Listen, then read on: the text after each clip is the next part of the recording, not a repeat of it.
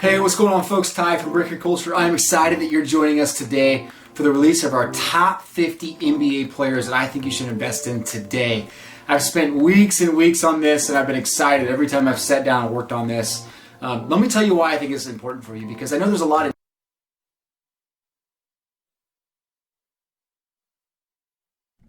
Hey, what's going on, folks? Ty from Breaker Culture, and this is episode 76. Thank you for tuning in. Welcome to Breaker Culture Weekly. The guys from BreakerCulture.com help pull back the curtains and give you... the podcast today. Hey, what's going on, folks? Ty from Breaker Culture, and this is episode 76. Thank you for tuning in. Welcome to Breaker Culture Weekly. The guys from BreakerCulture.com help pull back the curtains and give you insight into the hobby. Sit back and enjoy interviews, product breakdowns, and hobby analysis so you can get your edge in the marketplace. And now, to the show.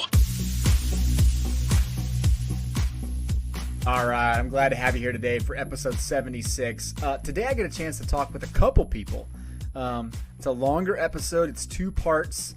The first hour or so is going to be a conversation with Jeremy Murray, Vice President over at Beckett Grading Services.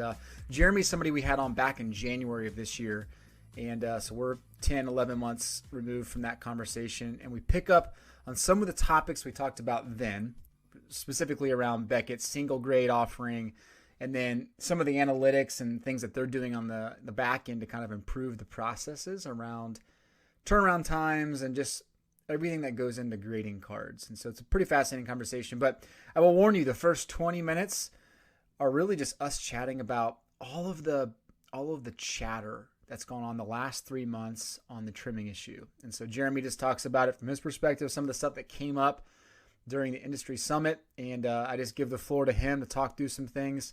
And I'll let you listen to his response. And if you have any questions, feel free to hit me up or Jeremy up with any follow-ups, and be happy to follow through and get a response from him. But overall, it's a fascinating conversation around just what's going on in grading right now. I think we lose sight of just some of the goodness that does come out of grading. I think it's easy to get a little frustrated with certain things, but grading for the most part, I think is a really important thing for the hobby. And so I'm glad to hear them thinking through certain things, and the whole idea of getting manufacturers involved and serial stamping cards and creating an inventory, a data warehouse of images. It's really crazy stuff to think about. So I think you'll get a kick out of the conversation. The last 30 minutes of our conversation, the podcast today, is with Tyson Banker. Tyson's one of the new writers at Breaker Culture, and he's been doing a great job focusing on the NFL season. And each week he's been putting out weekly reports of his top 10 rookies that he's tracking and really his thoughts on their performances and kind of where they're going in the hobby. And so he's done a great job with that. And so I just sit back. It's a 30-minute conversation, just getting to know Tyson a little bit, but also just chatting about the NFL season. He's very knowledgeable when it comes to that, and super good asset to have on the team. So I think you're going to like the conversation there. So anyway, enjoy this hour-and-a-half episode, and have a great week. Thanks.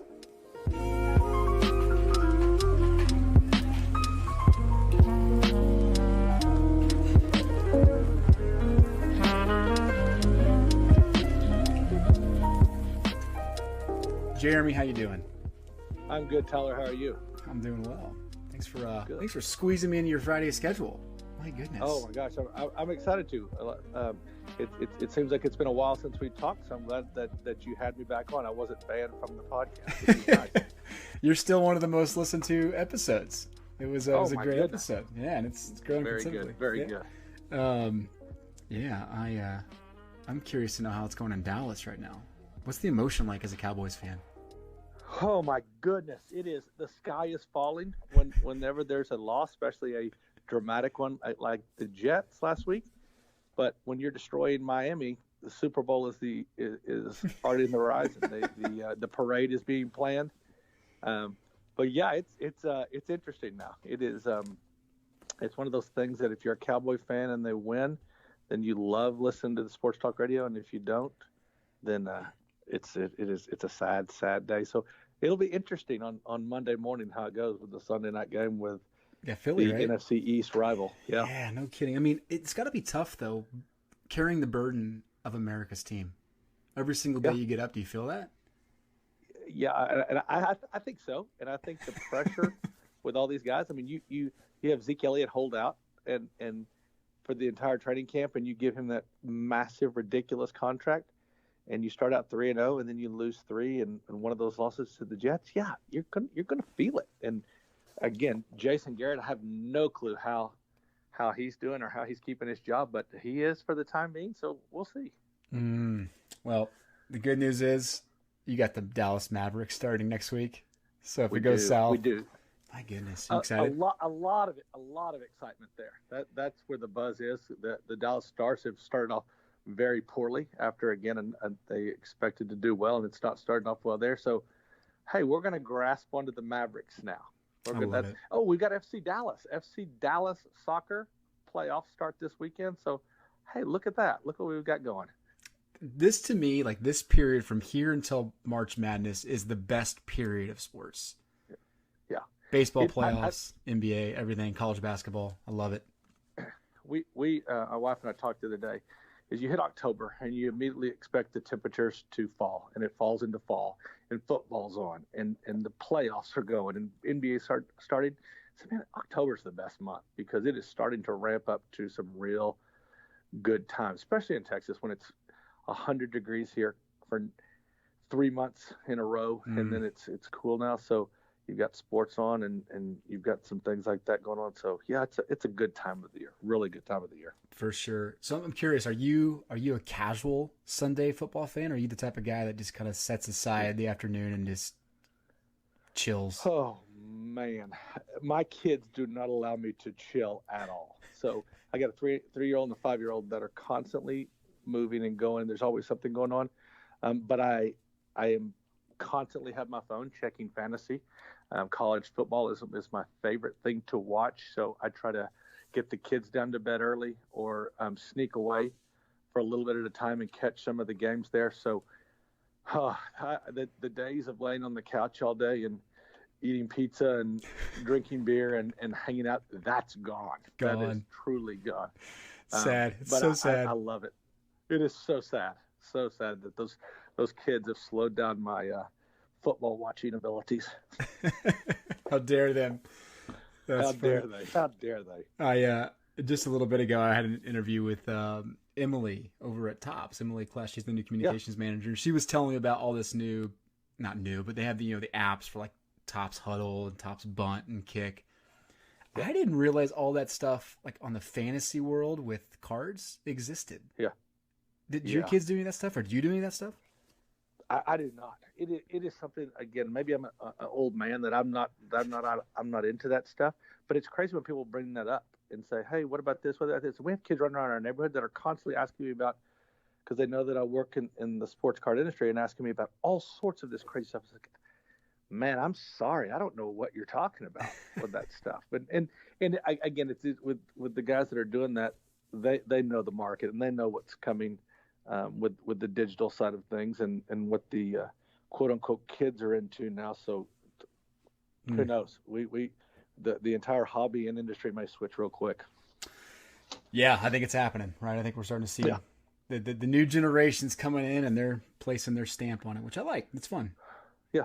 Good mix. Yeah, I agree. But man, can you believe it was January we had you on last, and back in January you and I were discussing the state of the hobby, and I think it's safe to say it was not hard to predict that the hobby would continue growing the way it has. But did you think it would grow this fast? I mean, because I think even now it's like, are you serious? Is this really happening in the hobby? Yeah. Do you still feel like that? I agree completely. And when we have our monthly meetings and things like that, and we see kind of how the progress is going, it's the same thing. It rolled into Chicago at the National with a record-breaking Chicago with the attendance and the lines and just the buzz there. And what was cool about that, and I talked about it recently at the industry summit in Vegas, is there's a lot of new blood in the industry that wasn't there before. The big talk was like Gary Vee being at the National this year, and getting really involved with this side of the business and how much money is here and how the investment side is there. And that's been really exciting for that with these new guys coming in. Guys like at StockX, a website, if you haven't checked out, that originally were created to do grading and selling and buying of shoes. They're now involved in the sports collectibles world. So you have these guys that are not quote unquote typical collectors and art dealers around there, but they see what's going on in the hobby and they're bringing in new blood and new people that are involved with an industry that is already booming, that is already going crazy. And it's exciting. It is really exciting. And we talked about it briefly in January. When does it stop? I thought it was going to stop years ago, but it hasn't. It just kept going. More and more products come out, and we talked about kind of what's driving that. And it's a lot of things. It's the economy. It's the rookie classes and things like that. So it's exciting. It's exciting what's out there. It's exciting what's coming. I expect it to keep rolling, especially through the holidays. I mean, November is a big month with some big shows coming up. Yeah, no doubt. I mean, I can't help but ask this question, but did you take a selfie with Gary Vee? Please tell me you did. I'm going to tell you right now, I did not, and I kind of regret that, and I'll tell you what I regret. We're closing the show down at the end of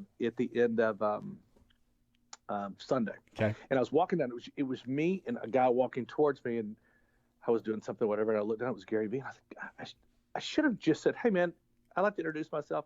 Appreciate what you're doing and take a picture." But I didn't. He was working on something, doing something. But I'm going to tell you this: every person that I came in contact with there were showing pictures. Hey, check out what I saw. And guys were interviewing with our Fat Packs podcast and doing interviews and things like that. So it was great. But I will tell you, I missed my opportunity to do it.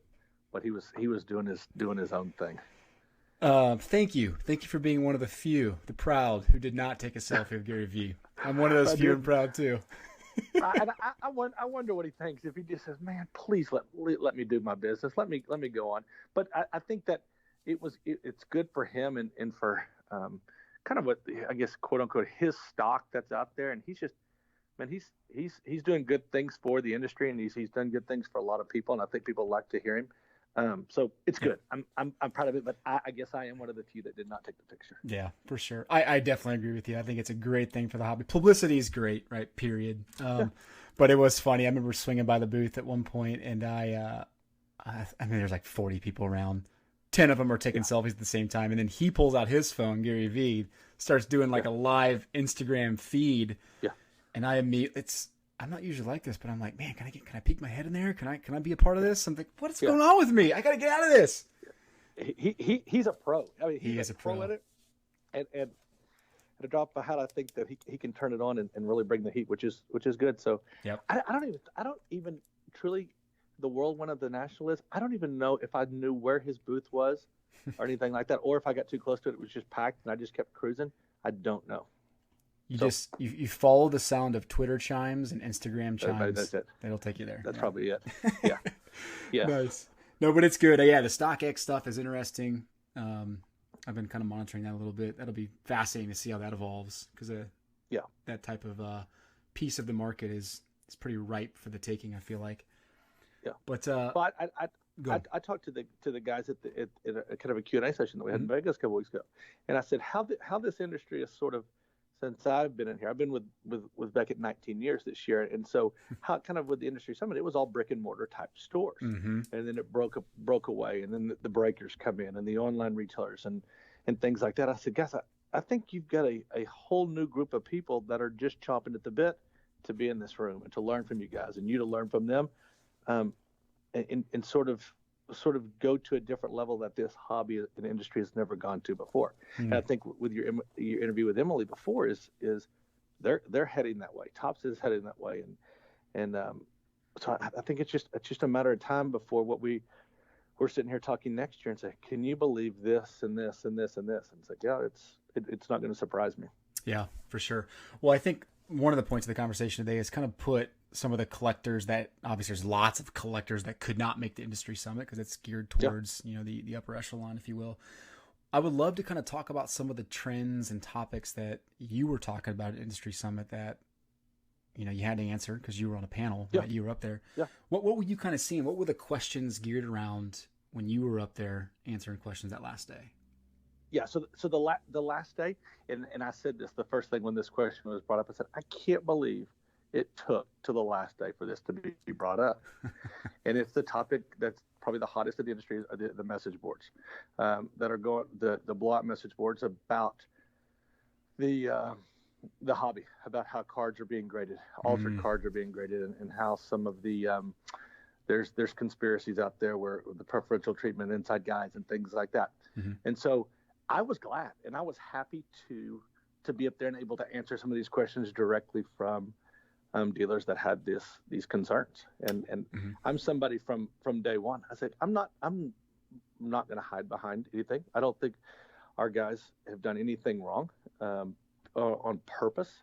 And so I'm free to address any questions or concerns that you have. But the only thing that I ask is that you listen to me with an open mind, and don't take everything that I'm saying as that's not true, or he's trying to hide something or this or that. It's like, if you listen to me, I'm going to tell you the truth. And so it's been nice. I've had a couple of dealers and people approach me and say, tell me what's going on. And I said, I'm going to tell you the story. I'm your inside guy. I'm telling you the exact true facts of what happened behind closed doors. So if you believe me, great, because you're getting the truth. The people that say, I know for a fact this, I know for a fact this, you don't know for a fact. And so I'll rewind just a tad bit. I don't go to message boards. I don't get involved with these chat groups. I don't do that. And I think anybody that has sort of a position in the industry, if you get in there, it's going to make you mad, and you're going to want to respond, and you're going to take things personally, especially for, like I said, I've been with Beckett 19 years. I've been here from a year after Beckett Graded started. So it's sort of something that you take pride in. Like, you've built this company and you've been around through the ups and downs of the industry, and you know these guys that you work with here, and you know kind of their character, and you know the process, and you know how we handle our business, and things will get to you. And so you'll get the things. Why is Beckett not responding? Why are they not saying anything? I said one statement out there. It was in a Wall Street Journal article, I believe, and put it out there. And I said, that's really all I can say, because what I'm going to say now, the guys on the message boards are not going to believe me. They're not going to understand this. And I'll say this. I talked to Steve Sonnet with PSA at the National. First time that we had met each other, and I went over to the PSA booth, introduced myself, and we had a great conversation. Yes, we are competitors. Yes, we are battling for each other's business. But we understand this industry. And I said, I don't know your business, but I feel the same way that I feel about our company. I don't think there's anything here that we're doing on purpose to hurt this industry or this business. We're in this for the long haul. Right. So that was the main thing. Kind of a long-winded answer there, but so that was the main thing that I was excited to address to any and everybody that are there. And so that was the main thing. So what was the one statement you did give the Wall Street Journal then, for those that did not read the article? God, I'm gonna have to go back and look for the exact one, because it came out a couple of months ago. That it just says that something, paraphrasing, that we do our best to evaluate the cards, and if a card looks right, it measures up, everything looks like it is supposed to. When our guys look at it, then we're going to grade it. And it's something like that. And I'd have to go back and get the exact statement, but it was one that I put it out there, and I said, I think this covers really our stance in this.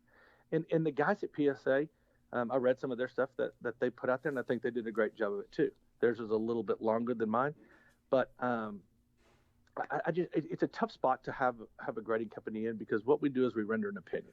Right. And there are times that we make a mistake, and there are times that we miss some things. But man, I wish you could see some of these crazy things our guys catch, and I wish you could see how many things that don't get in the slap. And there are times that, man, there are some guys out there that will do everything they can to trick you. And if a card measures up and everything, we have to roll. We have no idea if a black patch has been switched to another one. If it doesn't look that same way with us, we can't look every card up. And because we talk about I think we talked about it in January, the backlog that we have now, and the PSA had at the time. It's like, man, if you want us to look up every card, you're never going to get your cards back. And it's sort of the thing where the guys have, most of our senior guys here have 15 plus years of experience just working with us, and they do the best that they can to catch some of these things. But unfortunately, you're not going to get everything. You're not. And I wish that it wasn't absolute perfect science and everybody was busted. But I think that there's proof out there that, hey, we might have graded a card that the autograph had been wiped down a little bit, or a card is trimmed a little bit, and things like that. With the 10 million plus cards that we've got in the a couple hundred that are out there, that's pretty good percentages. And I'm not saying that it's perfect, that we don't want to be 100%, but man, it's a tough industry, and it's tough to catch everything. But I think PSA, I think SGC do the absolute best that they can do to catch stuff.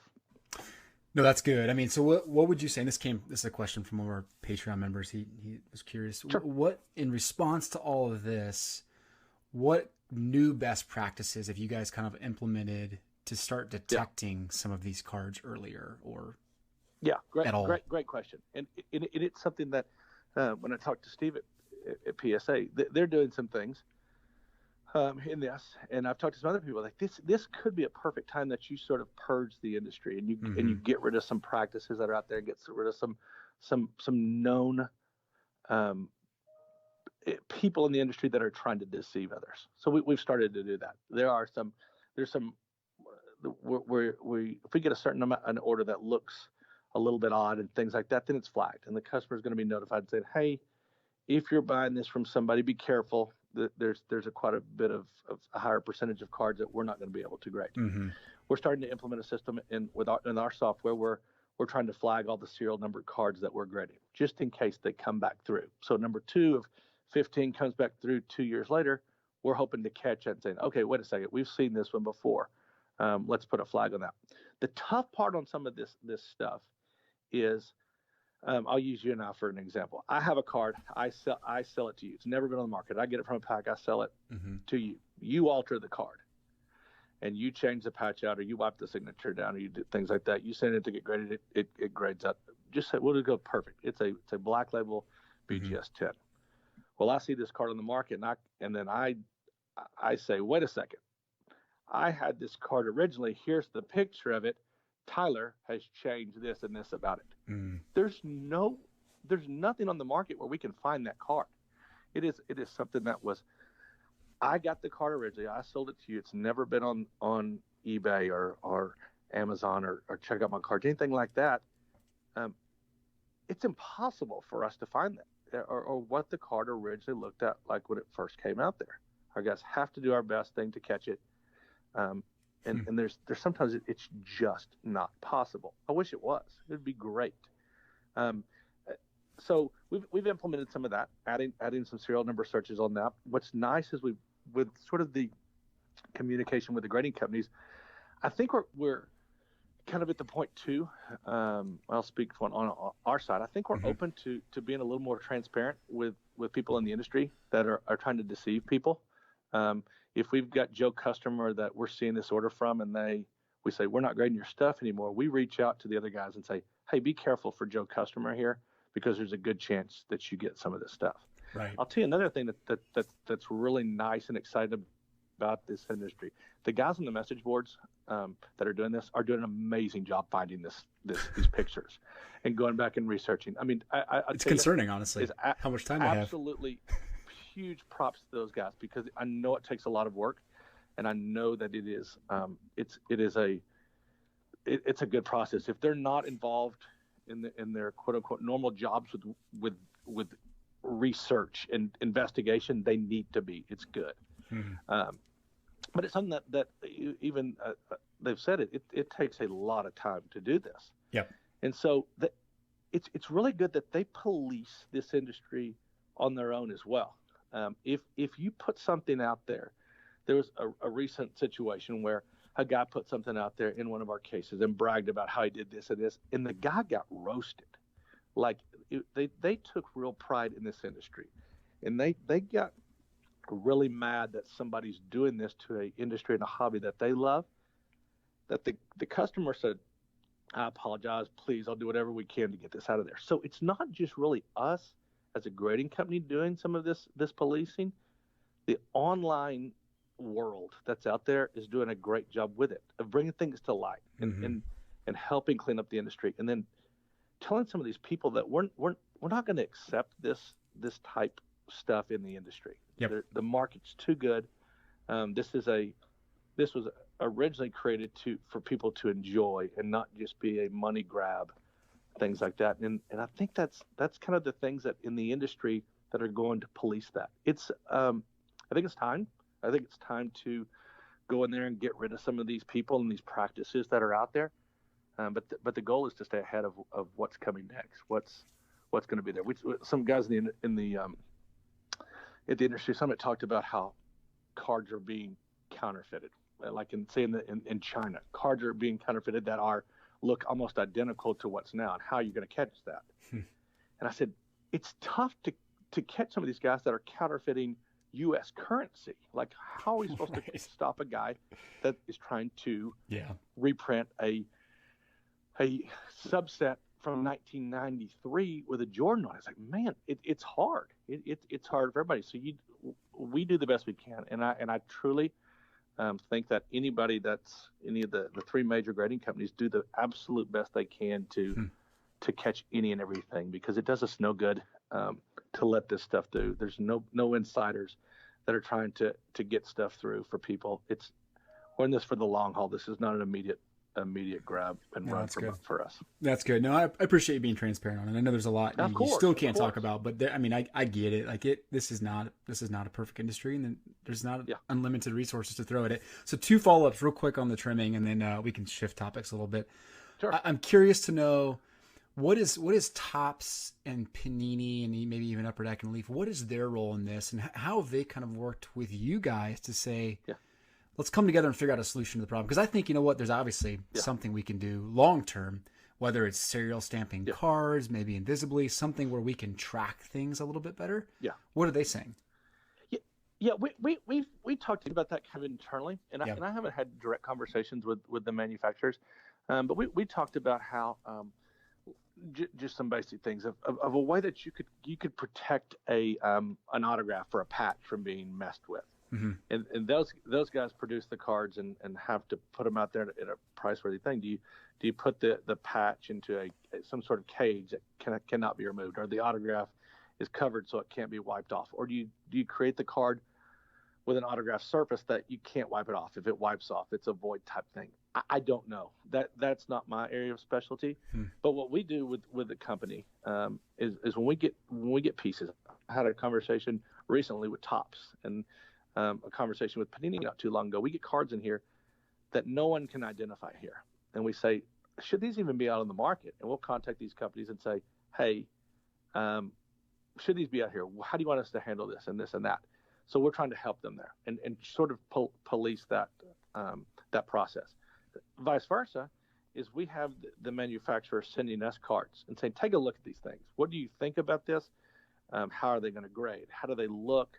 Is it easy to be tampered with? Mm-hmm. So I think based on what I'm seeing recently is even the manufacturers are reaching out and saying, what can we do to police that?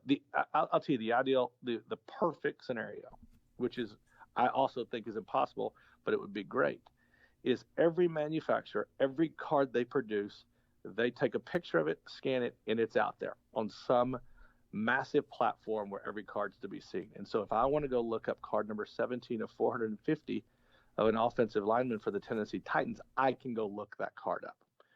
Is that doable? I mean, maybe if you were to do it and store that stuff somewhere. But how many of those cards, we'll use that offensive lineman from Tennessee, is no one going to care about as soon as they open that pack? Mm-hmm. But what the example I use is then what happens to the rare case when you have a 7th round quarterback from Michigan drafted that is now possibly the best quarterback of all time? Mm-hmm. And at the time, that was a throwaway card. No one wanted that stuff. But now it's one of the cards that our authentication team has to watch out for because of the fake autographs and the trimming on that card and how it was originally produced. Right. That's one of the anomalies. And unfortunately, the guy that I use as the other one is a Taj Boyd from Clemson that comes out that is a nobody, not in the league anymore, and who cares about his images and his pictures? So the perfect scenario is a picture of everything, and it's easy for every grading company to look up, and there's no way that you can switch a patch or change an autograph or things like that because we have all the pictures. I just don't think it's possible. Yeah. I truly don't. That's tough, man. Oh man, I love it. I think it's a great idea. Coming from the technology space, I think, man, the big data around that would be, and the data warehouse would be just insane. But it would be insane. And idea, I hope I don't. When the podcast comes out, I hope I don't get a call from Panini and Topps and Upper Deck said, "What in the heck are you running that mouth for like that?" I'm telling you right now, I'm not in your space, and I don't think it's possible. But I think that's what everybody kind of wants is this massive database where it can be looked up and done. And how do you pick which cards are going to be good? Is the Ryan Leaf collection that you do back in whatever year that was? What do you care about Ryan Leaf now? Who cares about that? It's one of those things is you're going to take a gamble on which one you're going to take pictures on and which ones you don't. Yeah. That 7th round quarterback from Michigan sure looks good right now. No kidding. Ryan Leaf, was that 1993? I feel like that. It's crazy to think that was 25 years ago. It's Peyton Manning's rookie. So yeah, it's 90. Goodness. 93, 4, yeah. I think of it as Drew Bledsoe's rookie year because that was my childhood collector idol. My last question on that was: Are you looking at maybe you already have this kind of like you said, an internal task force that does maybe you look at some of those guys that are really good at identifying these issues and bringing them internal, maybe hiring them to do some of your investigation for you. Have you thought about that? Yeah, we haven't. And with as much business is still in here, internally we've got guys that have already taken that kind of upon themselves to say, I want to start keeping a database of some of these things. I want to start tracking some of these pieces. Mm-hmm. And it's things that our guys are now able to, wherever they are in the world, can pull up this database that we have of these cards and this information that we're getting there, and sort of say, hey, this is what we're seeing here. This is what we're being what's kind of popping up, which is nice. It's also nice, and is going back to the card manufacturers, is them being more involved with us, saying, hey, this card, Topps had a product that some of the cards were cut a little bit differently, and we were informed with them at the National, and said, hey, be on the watch for this. And the guy said, thank you for telling us, because all these cards have been kicked. The cut is wrong, the size is wrong, but it's now an industry standard, and this is supposed to be like that. So externally, we still have a lot of consultants around the country and the world that help us with things, and we're going to still use those. And when these things pop up, then we're keeping much better track of them than we did even when we talked in January. Like this is well before all this stuff started being brought up and stirred up. And so it's necessary. I would be stunned if everybody in the industry that's involved with this didn't have an extra layer of security and a little bit more protocol in place. Sure. That's fair. Let's take a quick break. For those that don't want to listen to trimming, they can skip to the second half and not have to worry about the trimming discussion. Yeah. All right, real quick break from the conversation. So here's the deal. I know there's so much data, so many different things floating around the hobby right now. Graded cards and raw cards and when should I buy and all these new rookies trending. And so everything we've done at Breaker Culture is meant to help you get a little bit more of an edge by breaking down some of that craziness into very simple charts and analytics. That's what we've done for the last 4 years. And I really hope you've gotten some sort of benefit out of all these different things that we've put out. So we started our Patreon page last month, and the Patreon page is really just a way for you to buy into different levels of membership for Breaker Culture, and those levels of membership will get you different access just to additional levels and exclusive levels of insight. We want to keep pushing out more insight, but the reality is it just costs money to do all this, and it's taken a lot of time. And so I'm pushing a lot more content over there to that exclusive community. So thank you all that have joined in the first month. And my thought is this: if I can save you $5, $15, $35, which I think I easily can do in a month from the way you buy a player or sell a player or look at a product, then it's well worth your investment. And it helps us out and continues to show us that, you know what, we should keep putting out these resources for you. So go to patreon.com/Breaker Culture, or just click the link right in the show notes. That takes you right to the Patreon page for Breaker Culture. And you would be doing us a great service, and I think you'd be doing yourself a service by taking part in all the analytics that we're putting on our Patreon page. Back to the show.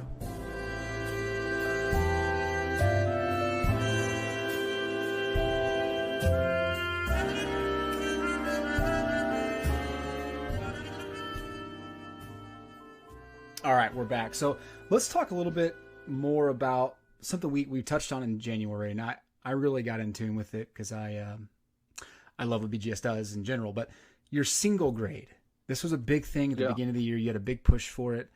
Maybe just what's been the response from the market? Do you feel like it's been well received the way you were anticipating? Yeah, and I'm glad to say it has been. Cool. It's been a very nice new service that we've offered, and we really started promoting it, like you said, first part of the year, and really started to get involved with that. Leaf was doing some of it. Panini's done some of that with their products, and some of the customers that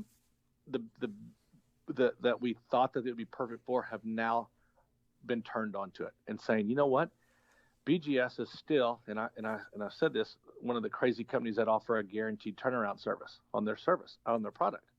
And in this market, it's still a crazy thing to think about. But when you can get your cards back in a guaranteed amount of time, which you know you're going to get, is good. You want to sell this stuff, you want to get it out there. And the single grade option has been really, really taken on well in the industry.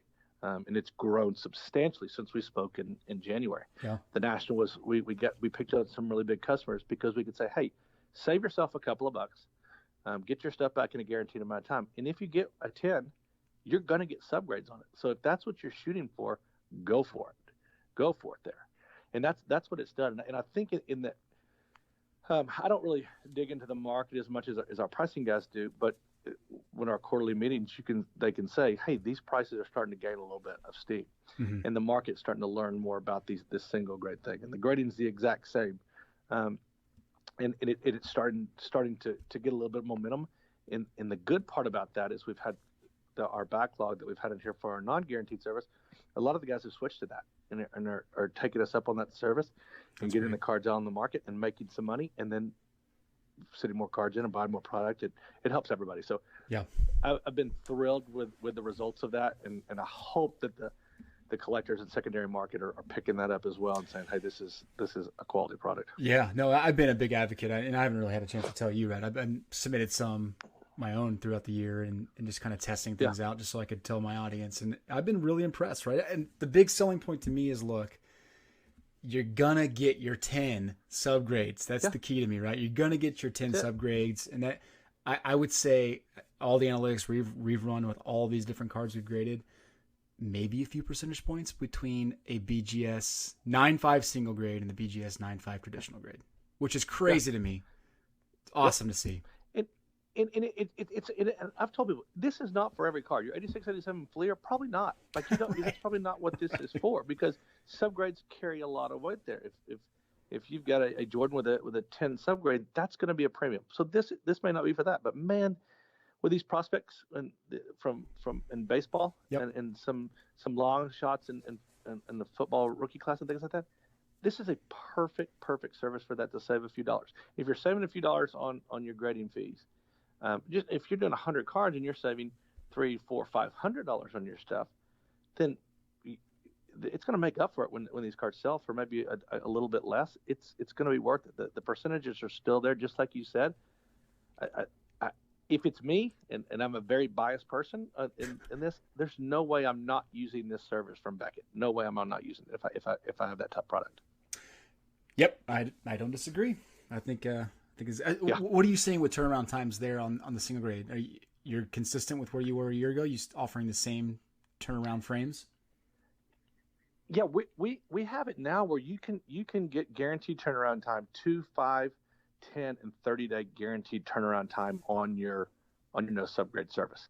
So if you've got stuff and you say, I've got to have it back before basketball starts, in a week or two, we've got you covered in that. We've got the ability to knock that stuff out, and I think that's what's been really good. When something really hot pops up and you've got a handful of them and you need to go quick, it's a perfect service to throw that in. And if you've got baseball prospects for next year, and you say put them in line, put them in line for that non-guaranteed service. Yep. And I realize that it's going to be 6 to 8 months. That's perfect for next basketball season. Save yourself even more money and go that route. And our goal is by the end of this year, and just a couple months away, is to be at our non-guaranteed at about 8 months. That's our goal.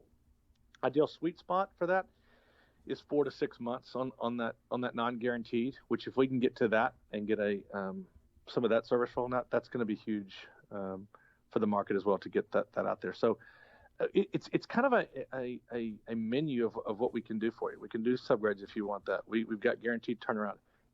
We've got single grade. We've got subgrades. It's the size cases, whatever you want there.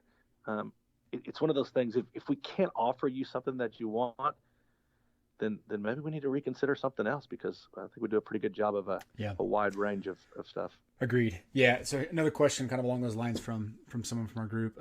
What have you kind of put more emphasis on as you've tried to improve your turnaround time, staffing or improving the process? Which of those two have you emphasized more? Yeah, and we may have talked about that in January. I think what we did is hiring graders on here. Yep.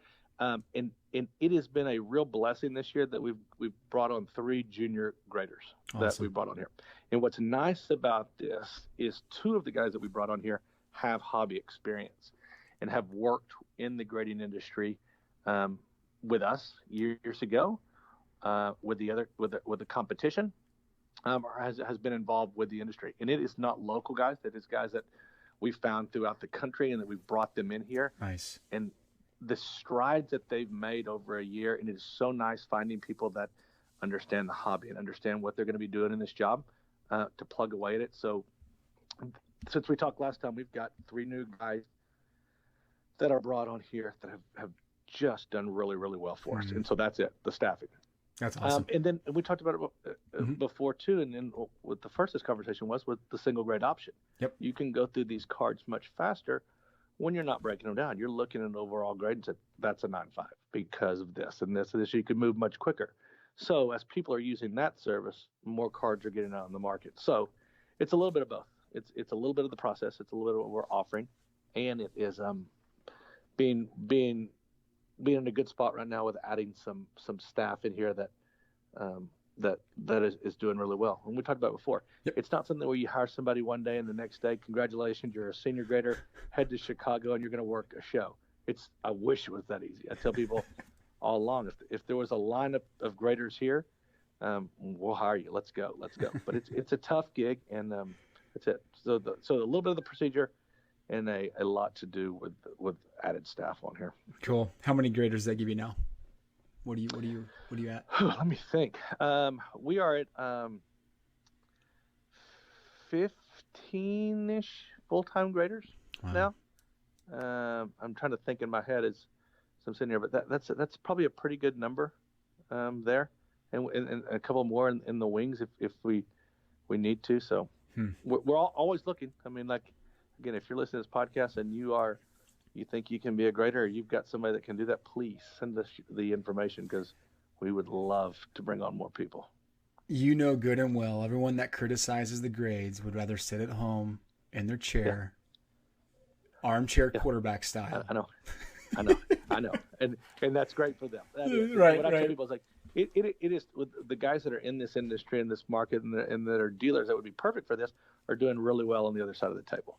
And so it's there. But when you get in here and again, these people that know how everything works internally and things like that, and how we should be doing stuff and do that, please apply. Come on down here and check this thing out, and let's go. Let's see how it is. And I think it'd be pretty eye opening.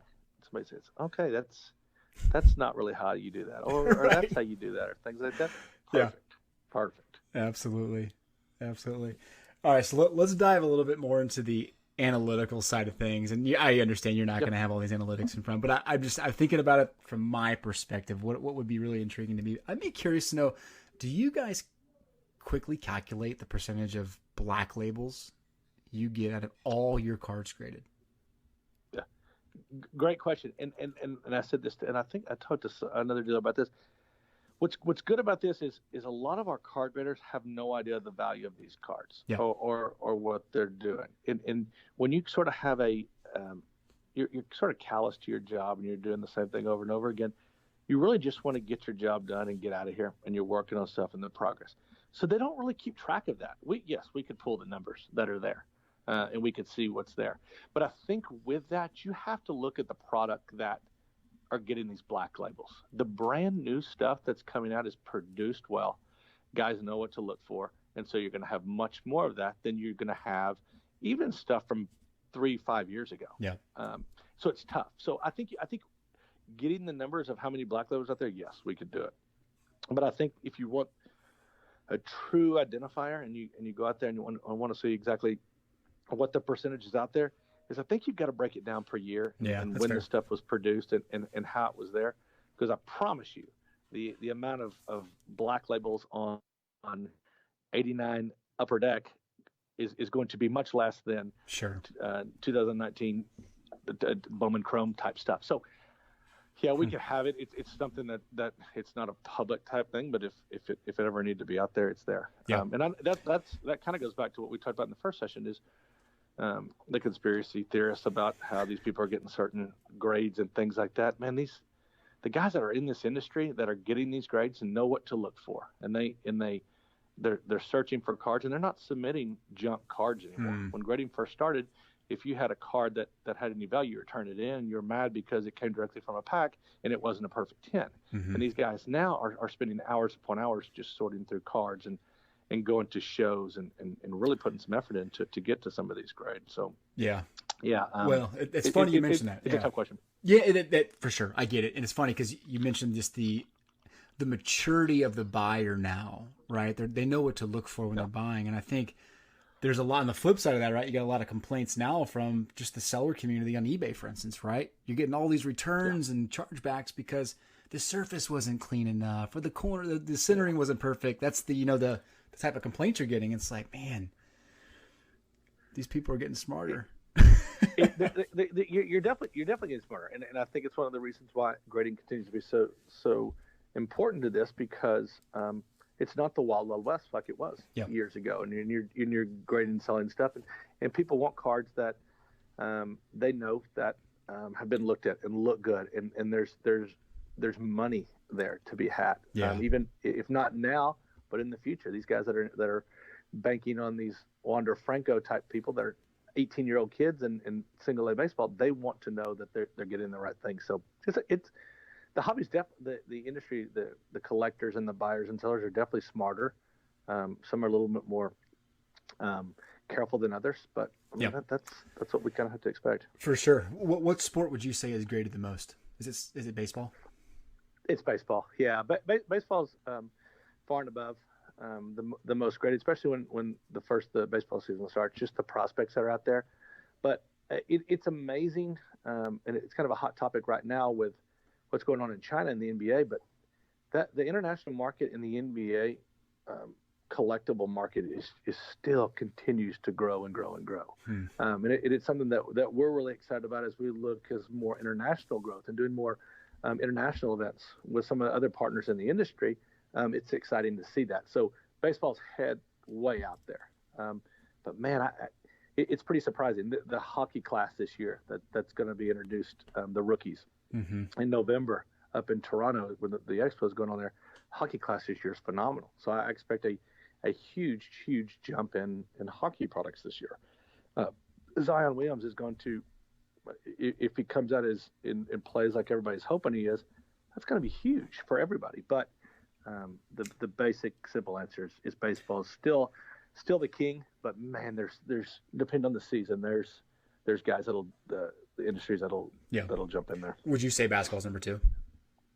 Yeah, I think so. I think you could fight about that if football's there, but I think it's basketball just for the international market that's out there, the amount of money that's being spent on that type product. I think it's there. You could definitely have people battle you with football, but I think if you're in the middle of football season and your fantasy team's doing this and Patrick Mahomes getting hurt last night, what's that going to do? That type stuff. Right. It's kind of a day-to-day thing. For sure. I never really thought about this, but do you have another facility outside the U.S. and do you grade in other languages? Like, would you? ever consider that? We don't have we don't have another actual facility where we grade outside of this building. Okay. We do shows and events all around. The only time that Sure. we're currently full slabbing is at the national each year.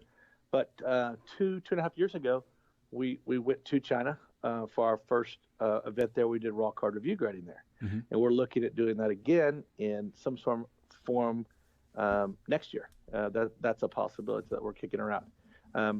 Canada, Toronto is a fantastic market, and it's one that we've done really well at in the last couple of years. So it's one that we'll continue to do. But an overall facility where we grade, it's only here in Dallas, but we have reps in California, in Chicago, and in South Korea. We have a rep there that works with our market over there to do stuff. But I mean, you look at not specifically facilities, but the amount of dealers and shops that are collecting stuff around the world. Cherry Collectibles in Australia is a big customer of ours that has a great online presence and has a great facility and does shows, and they were at the National this year. So it's maybe not specifically a facility, but there's a lot of Beckett hubs, we'll say, around it that you could get stuff turned into. Love it. Very cool. If you were to pick right now, toughest product to grade in 2019, what would it be? I'm going to tell you, I said I am lucky enough not to grade, so I don't know the answer to that question. People, it's amazing. How long have you graded? Thank goodness I have never graded. That's a great thing for the industry. So I don't know. I don't know the answer to that. So I can't help you with that one. That's okay. No, I don't know what I would say either. I'd say maybe maybe like an Optic or a Heritage that are really inconsistent, but always curious. I'd love to know like if stats are ever kept and analytics are ever run behind the scenes from you guys. It doesn't sound like maybe to that level it is, but it'd be fascinating to know. Yeah. We get all sorts of crazy reports. Something will pop up in our marketing discussions or things like that. So you know what? That's a really good question. Let's ask for that. It's amazing how quick the IT team can pull up some rare bit of information and say, okay, well, that's what we needed, and we move on to the next thing. Yeah, for sure. So tell me about 2020. What are you most excited about in the hobby, and maybe specifically with BGS? Anything come to mind? Yeah, like I talked about, I think the international possibilities are something that are really exciting. I think that the partnerships that we have within kind of our portfolio with a comic book grading division that we have now. Mm-hmm. We have a sister company called Arcade Tinman that's based out of Denmark that does gaming supplies, which is really big in the gaming industry. So it's nice to have the growth of gaming cards, and then Arcade Tinman to be there to sort of supplement some of their supplies there. So I think some of the cross promotions that we have with not just BAS with our authentication service and our comic book or our supply company, some things that may be coming there, sort of some co-ventures and some planning. But then getting back to the international events and things that we're looking to do this year, I'm really excited about that. And again, trying to figure out if this market can continue to stay strong. And that's the thing that I think anybody that's involved with this is doing everything they can to make that happen. Yeah, 100%. I think now you're entering that phase where you're thinking, okay, how can I protect myself a little bit against a potential pullback, right? I mean, Yeah. It's that, and then still, like we talked about before, is protecting your brand and protecting this industry, right, and doing everything you can to be on the up and up. And there's no way years and years ago that I could have imagined that competitors in this industry would be openly talking to each other to better the industry. And I think that we're at a point there that we're talking, hey, there's communication between the companies, and saying, hey, do this and check out for this, and hey, let's meet. Can you jump on a call and let's talk about this? Not just with the grading companies, but with the manufacturers. It's a great industry to be in, and it's something that we want to keep strong and successful for everyone involved. Love it. No, that's a great way to wrap it up. I appreciate it. You ready for some quick rapid fire? Yes, and I beat myself up so much on my last ones that you fired at me. You did. Like yes, because You took some shots at me, and rightfully so, because my response to some of them were terrible. So this is the one thing that I was really worried about coming into this, is what you were going to ask this time, and I've just got to be on my game. All right. Well, so talking for as long as we've talked has done nothing. This is the part that I've been waiting for. I love it. That's the way it should be. That's the way it should be. Forget the content and the actual meat. Yeah, not the content. What are the questions Tyler going to ask me? And so I do not look like I think you called me last year, in January, a 13-year-old little girl. Some of the questions I was like, damn, he's right. Those are terrible. Did I say that? That's terrible of me. I apologize. I think so. Something like that. And listen, I can't argue with you. They were terrible. All right, that's fair. Okay, these will be better. I promise. Okay. You got to pick a sports player to babysit your kids tonight. Which one you picking? I'm taking Luka, local guy. Like, he would be fun. Luka Doncic is going to babysit your kids tonight. Be great. He's the type of guy that's going to leave the oven on, I think, and is going to forget to change a diaper. You're going to have a rash to deal with.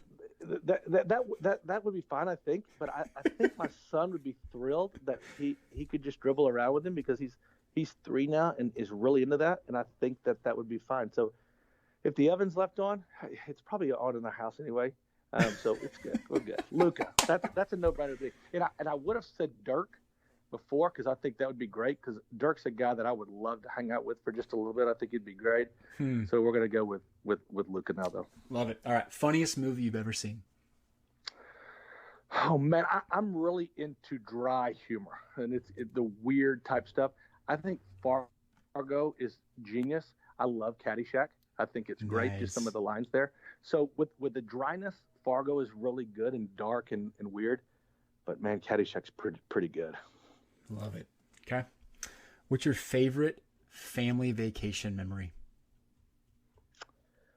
We went on a Disney cruise 2 years ago, which with my, at that time, 1-year-old son and 3-4-year-old daughter, and I thought it was phenomenal.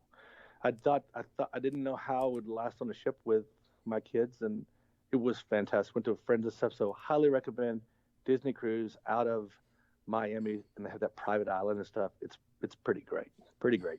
That's awesome. Unlimited sushi or unlimited barbecue for life? Which one do you take? Where's the barbecue from? Ooh, that's true. We'll go slaps. How about slaps? So I don't know what I don't know what that is. Is it Texas barbecue? Is it? Yes. Let's. What's your favorite Texas barbecue joint? Listen, I'm delaying the inevitable. You are. It's barbecue. Okay, thank you. My goodness. Sorry. I was trying. I think I was overthinking it.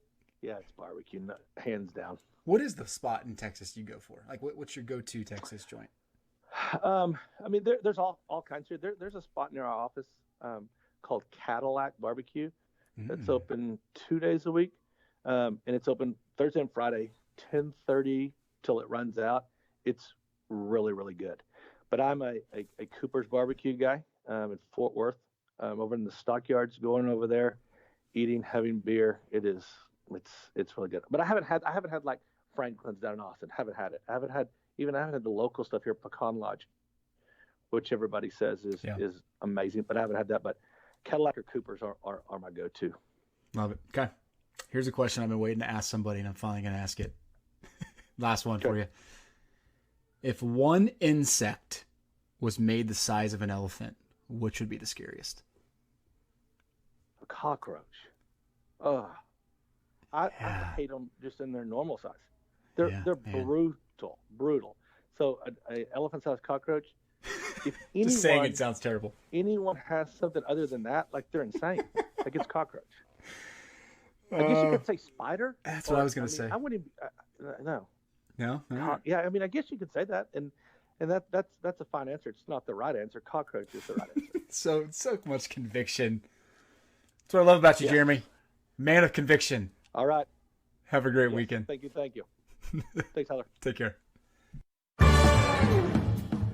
All right, hope you enjoyed that conversation with Jeremy. We're going to shift over the conversation with Tyson and talk about the NFL season and the rookie class here in a minute. Before I do that, if you're not involved in our Discord channel, I highly advise you to do that. If you don't know what Discord is essentially a chat application that's really it's threaded and organized in a very convenient manner. So we have all kinds of different channels and topics in the Breaker Culture Forum, and you can real quickly just chat with the group. There's about 100 members in there right now, and we're talking about all kinds of different things, from different sports to products to buy, which hits we're getting, investing strategies, all these different things, and you can real quickly run questions and topics by the group, and you'll get a quick answer. So it's really beneficial. Highly advise you to do that. Go to the Discord channel. The link is in the show notes, and you can join the group, no cost. You can be a part of that community. Look forward to having you there. All right, so let's jump into the conversation with Tyson.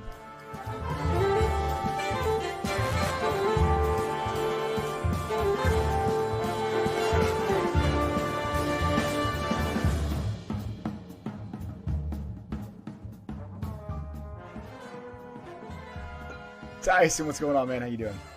I'm doing great, Ty. How are you? Oh, I could be better. You're talking what?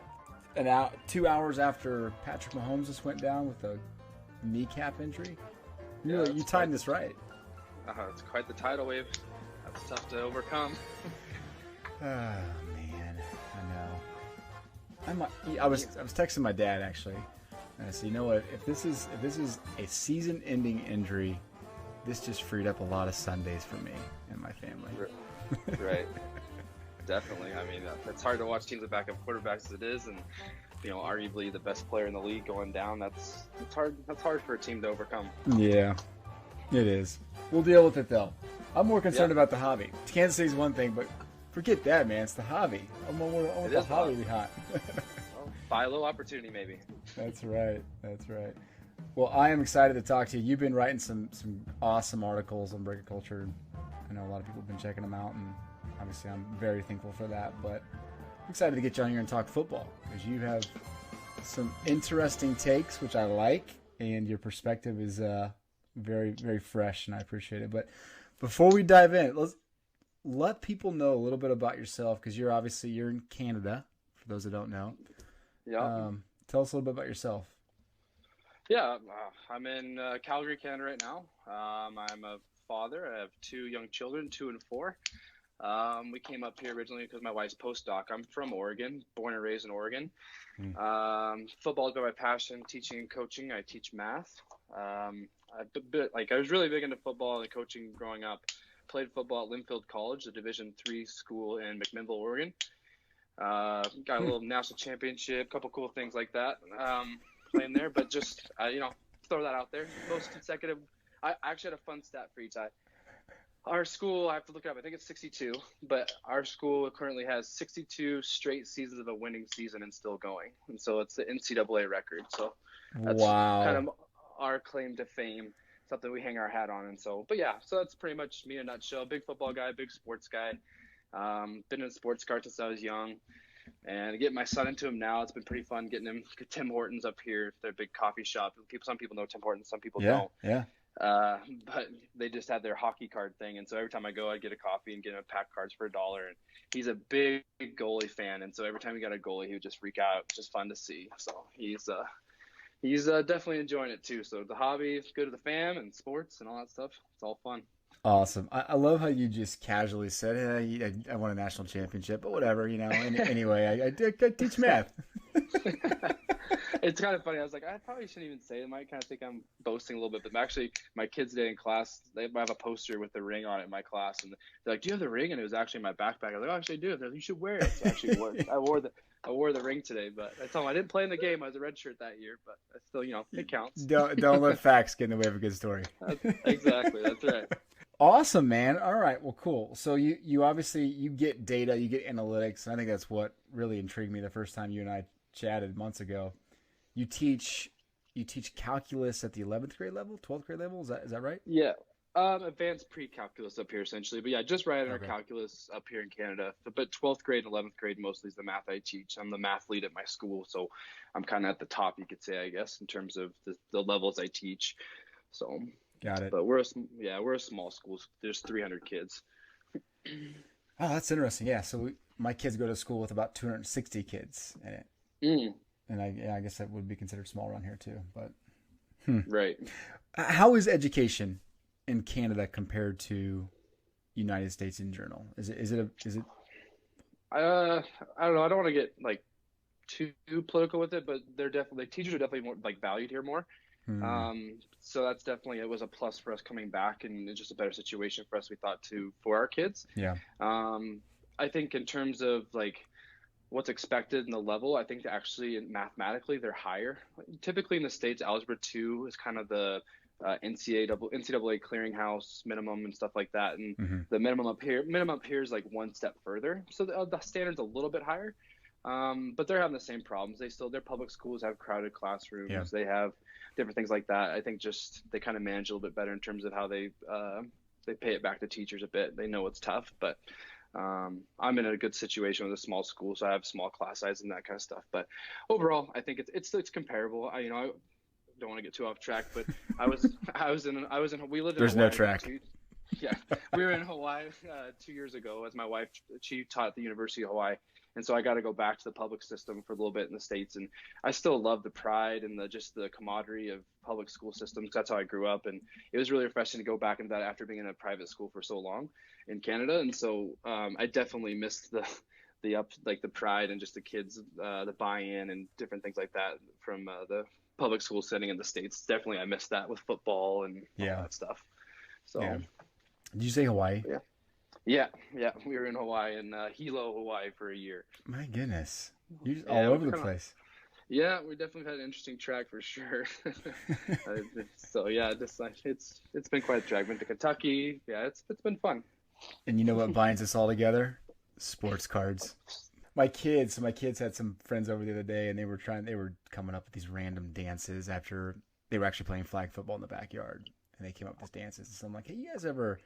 It's like a group of like 6 kids, all boys from 9 to 12, and I was like, you guys ever seen the Hawaii football team Haka? It's Haka. It's called Haka, right? Right. Yeah.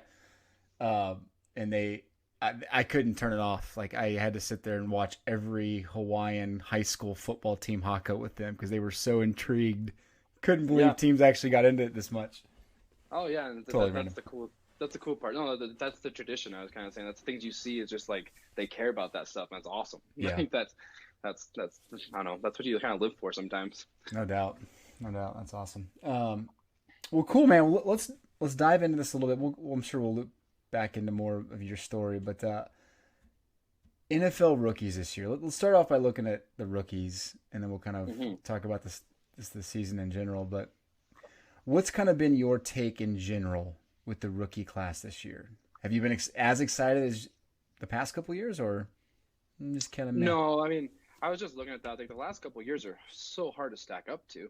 I mean, 2 years ago you had Mahomes, Watson, McCaffrey, and then last year you had Baker, and you had Josh Allen, all the quarterbacks.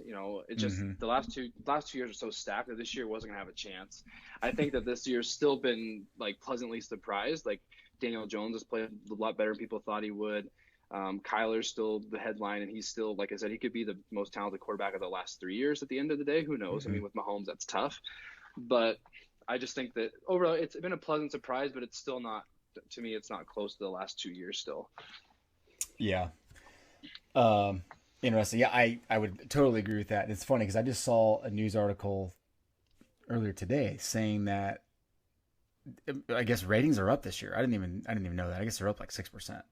They've been trending down for NFL the last 3 years. So that was interesting because the rookie class has been really good, like you just mentioned. And then we get a mediocre rookie class this year, and all of a sudden we have ratings back up. There's obviously no correlation. That's what we decided. Yeah, some of it, though, too, I think is I would think the ratings would be up, too, just waiting to see what Baker does next or waiting to see what Watson does next. I think those guys are feeling a lot of it, too, because it's a young quarterback group leading the league right now overall. Yeah. Yeah, you're right. Yeah, so some maturity finally in the league. Some of those young guys. Yeah. Yeah. So I guess looking at your list just came out today. So when people are listening to this, they'll go to Break Culture. They'll see the top 10 watch list that Tyson puts out every week for NFL rookies, and obviously Kyler's number 1. But which guys are kind of, when you look at it now, here we are in week 6. Which guys are you surprised that keep hanging around your top 10? And hanging around my top 10 is I definitely think Daniel Jones would be 2. Just going through the draft process, how much he was just drilled and how much flack the Giants took for all their offseason moves of dumping OBJ for peanuts compared to what he's worth. And everybody just thought he was toast, except for the Giants fans. They were actually, some of them were decently excited. Mm-hmm. So I think he's the one that I'm really surprised he's at 2. I thought he'd be below Haskins by now, but it's essentially they've flipped a script. Like Haskins was in the worst situation, and the little gameplay he got was not good at all. And so Haskins is definitely going to be a let's wait and see. I honestly really was concerned about Metcalf's stiffness coming out of the draft. I just didn't think he would be able to win this early. But then you just got to remember when guys get on teams with great quarterbacks, like Russell Wilson's just so good that he puts them in good positions to win. And so I think that's really been a big thing that I've noticed. Garner Minshew obviously is a big surprise. Kyle Allen's a big surprise. Those guys are leading pretty solid teams right now. Kyle Allen hasn't lost yet, which is just ridiculous to think about. Yeah, no kidding. So I think those kind of guys are the ones I've kind of been surprised about overall. Yeah, actually, they were talking about it tonight on Monday Night Football. How they don't even think they cannot put Cam Newton in right now. How do you not keep Kyle Allen as a starter? 4 straight wins. Yeah. I mean, it's incredibly impressive. And I mean, that's saying a lot because Cam's been a franchise guy for almost a decade, and he's just been the face of that franchise. And for that, even like you just listening to some of the fans talk, there's like, oh, we want Allen. It's like, man, all it took to get over Cam Newton was 3 or 4 decent starts of accurate throwing. You know, it's just, I think it's just crazy. But I mean, it's tough to argue. You can't argue wins. So it is. Have you had a chance to watch him? I'm curious. I actually haven't had a chance to watch him. Yeah. Well, no, I'll take it back. I watched half of his games. He was kind of just managing the game at that point. Yeah. And his numbers just really seem like he's just game managing. And so that's the only thing that his yards per attempt isn't very high. He's not stretching the field too much. But at the same time, that's kind of the Panthers system. He just doesn't have the running element Cam has. So I don't know. The Panthers want to run it down your throat and play defense. That's kind of how they've always been, even with Cam. So I don't know. They could make it work with him if they wanted, I think. Yeah, it's interesting because I think Christian McCaffrey, he kind of covers up really anything because the guys just can do he can do everything on the field. I had a chance to watch a lot of their game 2 weeks ago, and I was just so impressed with McCaffrey. The guy is really, really talented. I mean, I obviously knew that. I've seen him play multiple times, but. Right. You don't need somebody electric at the quarterback position when you can just find a way to get the ball to McCaffrey 40 times a game. Yep.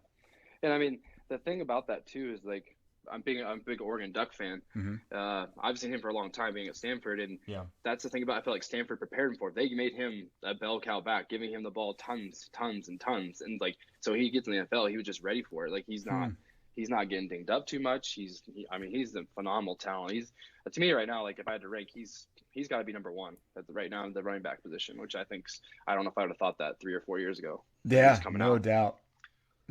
Yeah, I mean, it's between him and Nick Chubb. That's a tough one. Like I'd probably go McCaffrey for sure. Right. Yeah, I mean, and I guess so. Obviously, not shift off McCaffrey again back to Kyle Allen. I mean, I kind of look at him and Gardner Minshew the same, right? Kind of surprises. What's your take on Gardner Minshew and his longevity kind of going forward? Do you feel like there's something there? I feel like his story is definitely the most interesting because he's always just been doubted. How he got with Mike Leach in Washington State is just like a fun story to follow, and how he immediately got there and was just the character of the team, the leader of the team, and took over. And he's essentially done the same thing the Jaguars. As soon as Foles got down, it almost seems like he's been starting for 2 years. I think that's a really weird thing to think about, but I think he's still limited too. I think he is going to be definitely like, it's going to strike midnight on him, and he's going to probably go back to a backup role. But I just think that the Foles has too much money. I don't know how they'd be able to weather that right now without giving Foles an actual shot to get his job back. That's the only thing I'm struggling with in terms of being all in on Minshew, because I think Minshew's passing ability, though, is I think better than Kyle Allen's in terms of what he can offer in terms of stretching the field and his reads. Just because the system he comes from in Washington State, he's throwing the ball a lot. So, I don't know. To me, I still don't think it's going to last, but I think he's going to be a quality backup for a long time. Here's what I think will last is the ability to get people into the stands. And when you see like Minshew madness and Minshew packets where you can get mustaches and like that, to me, I would assume, like as a manager, as an owner, you would just be praying for something like this, like a guy like a Baker Mayfield or a Gardner Minshew, Right. who. So are you saying Foles is not exciting? Oh my gosh. Yeah, Oh. I think I may have just said That's that. fair. That's fair. Okay. Then I'm on board with that then. Yeah, my son's actually reading Nick Foles' biography right now. Oh. And so he's a Christian dude, and so my son's interested in his testimony, so he's reading through it. Oh, which is pretty that's cool. probably a good one to read. He's got a lot of ups and downs in his career for sure. Yeah, but you're right. I actually made a joke to him the other day. It's like, well, you picked one of the more exciting quarterbacks to read the read the biography. Yeah, of. for sure. That's good. That means your son's he's level headed. That's good. Oh yeah, he definitely is. So yeah, I am definitely. I agree with you. The one on your list that sticks out to me the most is obviously Gardner Minshew. I haven't looked the last couple weeks on his values. Have you had a chance to look at if he's really seen a big bump? I haven't seen the big bump. I just know like his top end's still pretty top. He had, let's see, I have right here. Let's see here. So his 101 for the Contenders Draft. Contenders Draft. Yeah, sorry, $1,500. That's a pretty high number for a 101 of a guy that was a 6th round draft pick. That's very true. Mean, yeah, that's still holding pretty good value, and that sold October 7th. So that's, I don't know. I mean, that's still solid. I don't think he's not up there with Josh Jacobs and those guys on their 101s, but still for what he's done so far, it's a good jump. He's got the best numbers: 9 TDs, 2 picks. I mean, already over almost 1,500 yards already. I mean, it's a really good start. Absolutely. Yeah, it's interesting. I at $1,500 for Panini's Contenders Draft product. I'll take that any day. Right. I know how you feel about the college cards. Yeah, exactly. Yes, you do. So I am curious though. Why in the world? What do you like about Dwayne Haskins? You have him at 5 still. I think it's just his value is one reason why he's up there now, because like in terms of this, we're still giving options, and he's still 1st round draft pick. I'm just hoping with him that like Washington is, like I put in my article, I hope he's in a position that Washington drafts somebody else and they deal him for peanuts, kind of like Josh Rosen, and just see where he goes to. Because I still think he was always, when he was drafted, he's got the size, he's got the arm, he's super raw. He's super raw, needs time. And so I'm just thinking he can still land somewhere, and that's kind of my angle. He's probably too high, but I think it's just because his cards are still selling. So... Yeah, it really is interesting how his cards keep selling. I mean, because he's not in a great market, and he actually had a chance to perform, and he didn't perform. Right. So yeah, this is all hype. Yeah. Behind. I mean, do you think that's Ohio State, or do you think just because he's a 1st round draft pick? Yeah, that's a good question. I wonder how much the Ohio State backing does drive his value a little bit. I think it's probably the high draft pick. It's got to be right. You don't let 1st round draft picks. Well, then again, you did last year. These are Rosen's forgotten already. True, but Lamar Jackson was pick 32. Yeah. So I mean, those guys, even in the 1st round, kind of gives you a pulse. Yeah. Because they have that 5 years. That big thing with the 1st round, you got that 5 years of control. Yeah, that's true. That's very true. Yeah, unfortunately, he's going to be in Washington for a while, unless, like you said, they draft Tua or someone like that, where they have no choice but to deal him somewhere. But Danny Dimes, number 2. You happen to watch the last couple games? I knew it was going to be rough. Yeah, I knew he was coming into quite the curtain of difficulty. I mean, it's nice he shredded the Bucks, but he's been downhill since.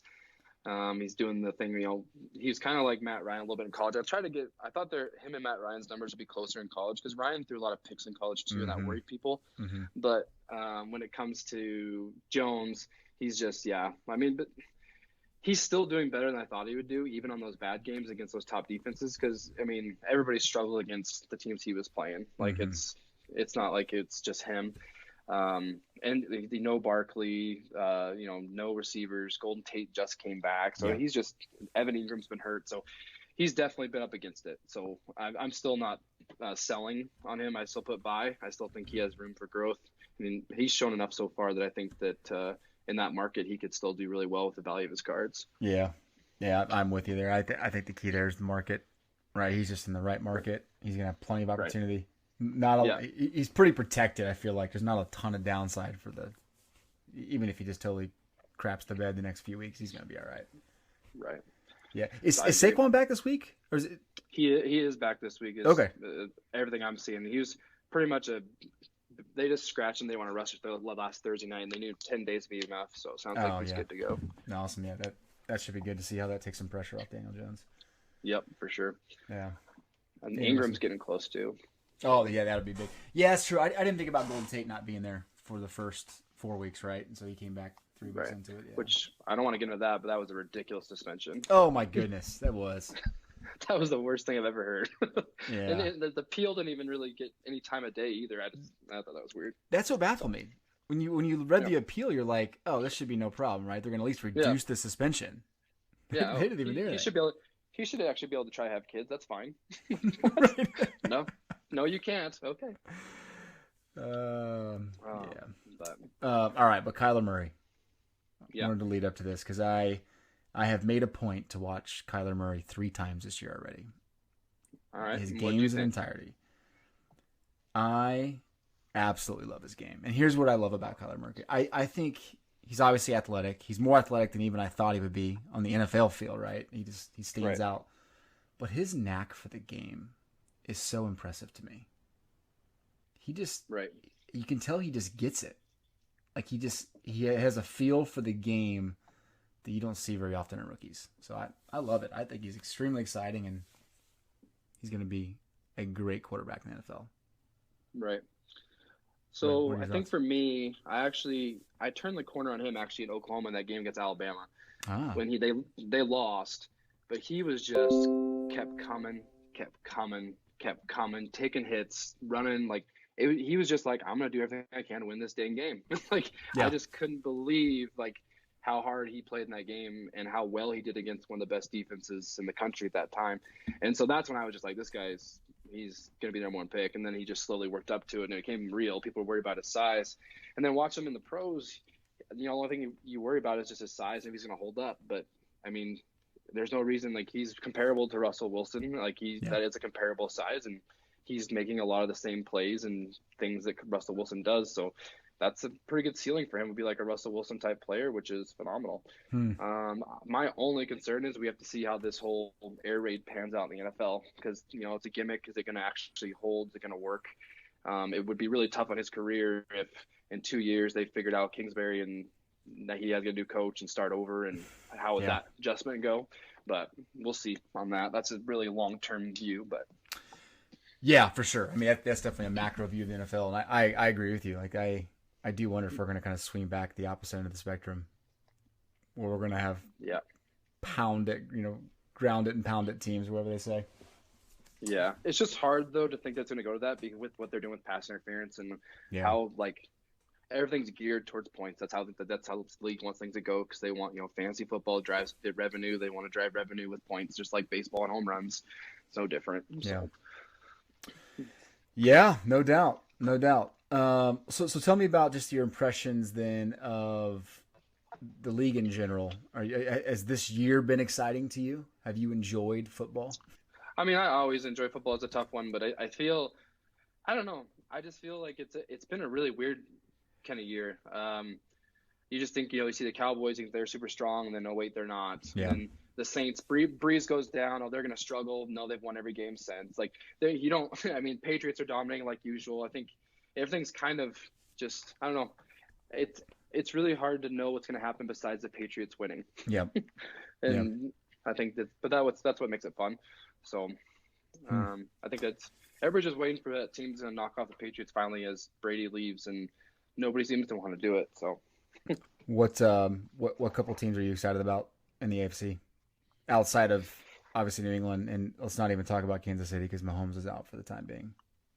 Houston? Who do you think? Has to be the Texans, I think. The Texans, I just think that Watson and what they can do, but it just seems like every year they get some injury or something that cripples that team. The Texans have such bad luck with injuries. I don't feel like something's going to happen. They're going to, lose that type of opportunity. Mm-hmm. But I think the Colts are super sneaky. I think their coaching's phenomenal. I think their front office is phenomenal, even weathering the luck situation. Brissett's been really good. Mm-hmm. I think the Bills are sneaky. I've always liked McDermott. I think McDermott's a really good coach. Is just trying to get Josh Allen and that offense to be consistent with the defense. They're pretty tough. The AFC North, I have no idea. The Ravens are kind of all alone, but the Browns, everybody thought was gonna be super good. The Steelers, I can't believe how bad they've been with the injuries and everything. So it's gonna be definitely a different shakeup for we hope that Mahomes is fine. KC, Pats, AFC Championship maybe, but we're not going to have the Steelers knock on the door this year. We're not going to have the kind of usuals up there. So it'll be definitely interesting to see those next 4 teams that get those playoff spots will be. Yeah. Yeah, I guess just to add some of my thoughts, I think what's interesting to me this year is I don't feel like it hasn't gone according to anyone's plan. Like almost all these predictions that we saw going on outside of the Patriots, right? Right. Exactly. I mean, everything that we kind of thought was going to happen this year has not happened. Oh, and that's what makes it hard to, like you said, when you asked me, like, what are my thoughts? It's like, I haven't really wrapped around all of it yet. It's hard to really think about it. I mean, you got like Sam Darnold going down mono for 3 weeks and then Right. comes back and then he looks like we were hoping he'd look against the Cowboys. So it's tough to wrap your head around all of it. Yeah. What do you think on your in KC's division? Do you think there's any threats? Well, I mean, I don't know if Oakland's for real. I just never think they're for real. But I mean, they have a shot because they're finally starting to score points. And Josh Jacobs to me is extremely exciting. But I mean, Denver's obviously not a threat. Look at tonight; they're lifeless. And then San Diego. I mean, my goodness, seriously, Phillip Rivers needs to give it up. I'm really surprised about San Diego. I think that's probably my most surprising take of the year is San Diego now. Yeah, I think so. Outside of Cleveland, for me, I think it's probably San Diego as well. I guess we got to say Los Angeles, don't we? Oh, yeah, that's true.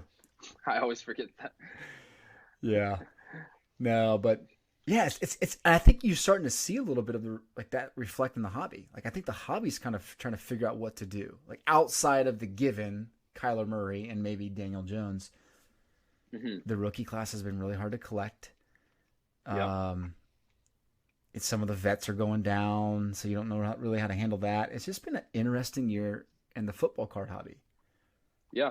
I feel like there's been a little bit of a loss, and now with Mahomes going down, you never know how that's going to affect the hobby, but a little bit of momentum lost on the NFL side, and I'm sure it's all fine with Panini because they got Zion Williamson with the NBA cards, so they don't really care. No kidding. Yeah, they're going to dominate that for a while, so. Yeah. They could care less about this rookie class, to be honest, I bet. Yeah, for sure. Well, tell me about some of the products you like so far in NFL. Anything stand out? Not a lot to choose from. There's 4 or 5 out there. Yeah, not a lot to choose from, but I think just kind of looking things over, I've still liked the I like the Panini Contenders, the collegiate one.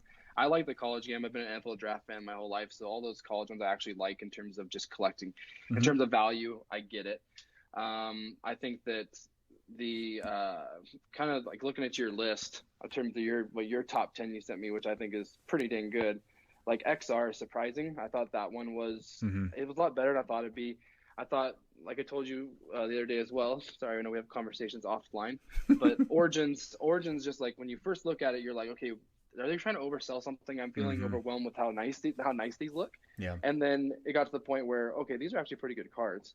And so I feel like those two kind of stood out to me so far in the early kickoff, but everybody's still waiting for the next brand to come out. But I didn't really like Phoenix too much. It came out last 2 nights. They just kind of seemed okay. Yeah. I don't think they're going to last be something that I want to invest in.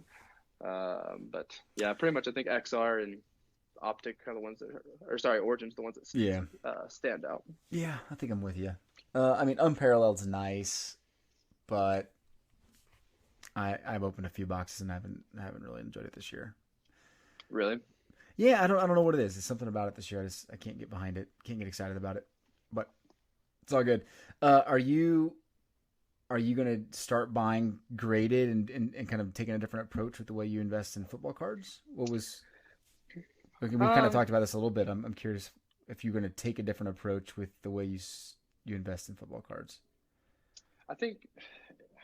Well, yeah, that's a tough question, I guess, for me. I'm still wrapping my head around the grading and how I'm approaching it just because I think that part's new to me because, as you know, I was out of the hobby for a little while and I came back. And so the grading and the breaking and all that thing is just completely new to me. But, I mean, new and relative to time.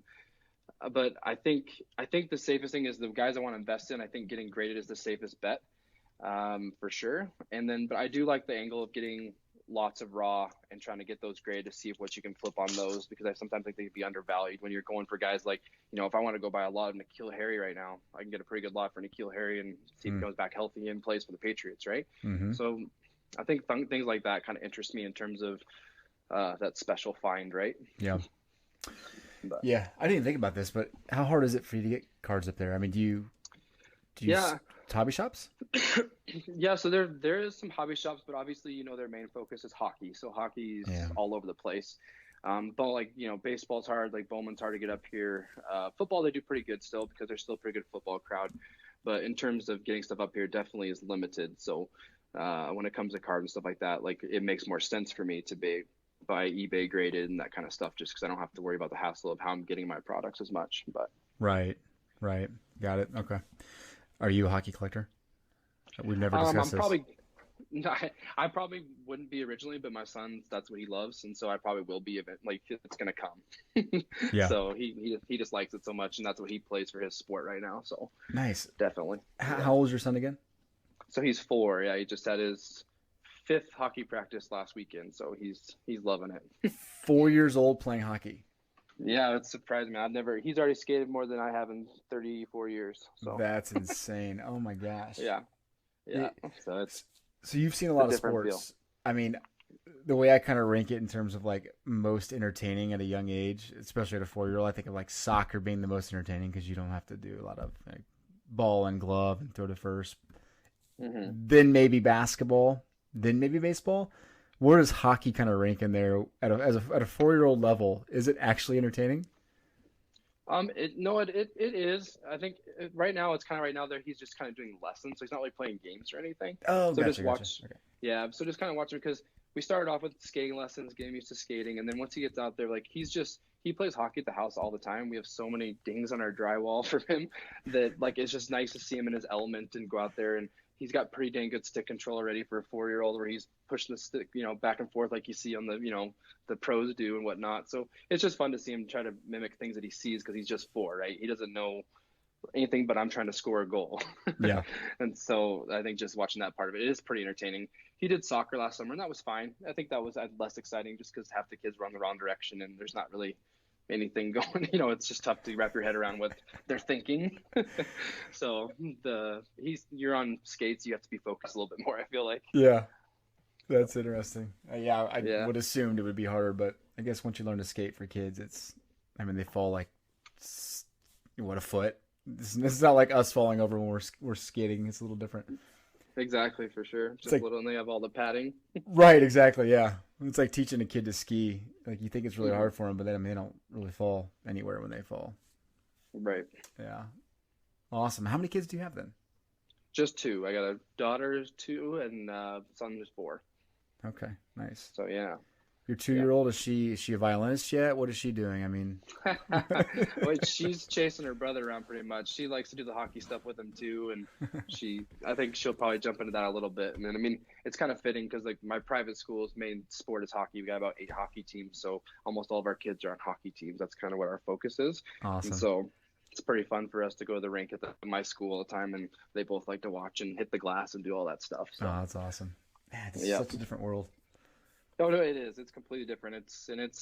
When I lived in Kentucky, basketball was king, and I compare hockey to basketball in the South. I feel like because basketball down there, where you're at, you know that. Yeah. Like basketball is just massive, and I feel like that's what it's like up here with the parents and the buy-in, and everybody's just super like, oh, my kid's got to be this good, or my kid's gonna be drafted, because hockey's crazy. They get drafted at 15, so it's really interesting. In 9th grade. Wow. So it's quite the track. Yeah. Yeah. I would have never compared hockey to college basketball, but that's interesting. That is very interesting. In terms of the buy-in up here, that's probably the best I can do. Is there an American city that is that intense about hockey?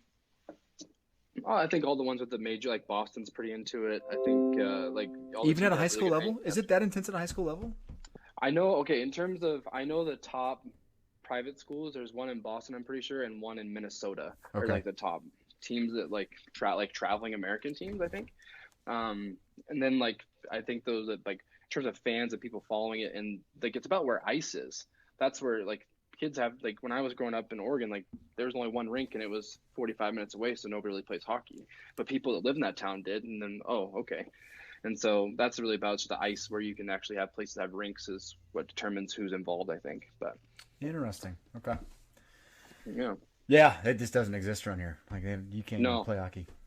Yep. No, I know. And like you're so like wait. I mean, Kansas City, yeah. Kansas City, yeah. Okay. So then like set the Blues. So like that's probably your closest team, right? Yeah, that's the same state. Like I'm actually in Missouri, so I guess I could act like I'm a Blues fan, and I could put on some gear and. Yeah, well, bandwagon championship team.